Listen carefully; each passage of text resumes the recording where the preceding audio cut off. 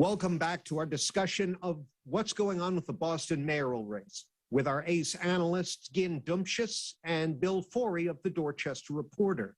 And again, I want to start with you on this one.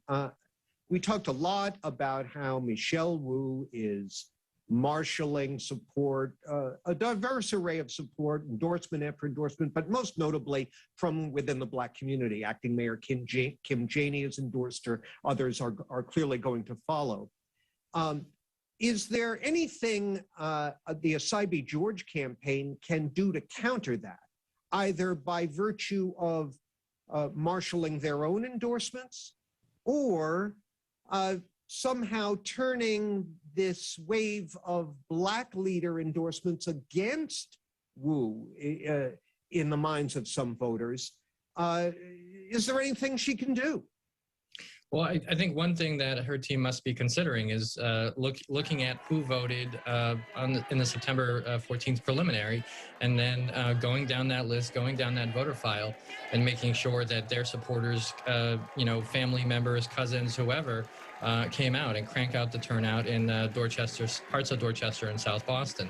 That is one way to do it. The other factor is the super PACs. Asaibi George said that she wanted them out, but at least one of them, according to one source telling me, that one of them is still going full ahead, wants to raise $1 million and keep going. If those go negative, then that could be a factor too and drive down Wu's positives. Yeah, just to note for our viewers, under the law, these super PACs operate independently from candidates and campaigns. They're not allowed to have any coordination here. Well, Bill, I mean, we all know that negative voting is out there and it's a potent force.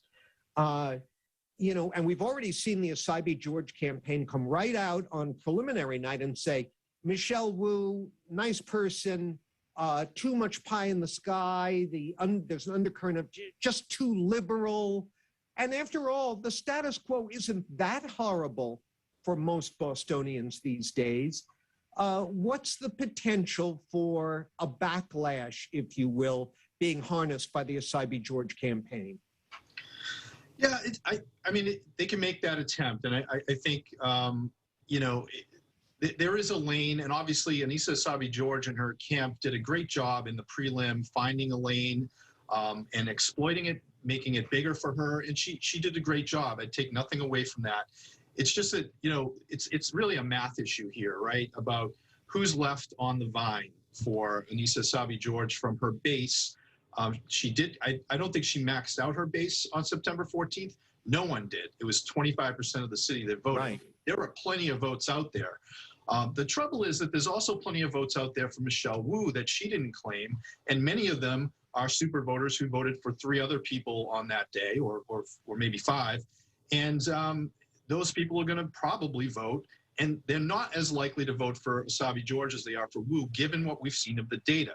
MassSync polling did some great granular study of what happened on September 14th. Michelle Wu finished second in all of the precincts where Asaibi George finished first.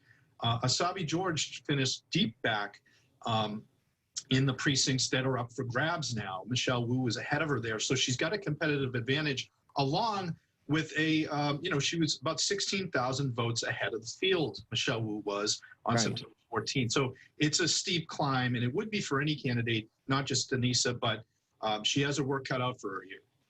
Gentlemen, I got to wrap it up, but I got to ask you, I'd be remiss if I didn't mention that the first televised debate between these two candidates will occur here on WBZ-TV and CBSN Boston, with yours truly moderating on Wednesday, October 13th at 7. Real quickly, what are you expecting? What are you looking for out of that debate? Gin Dumcius.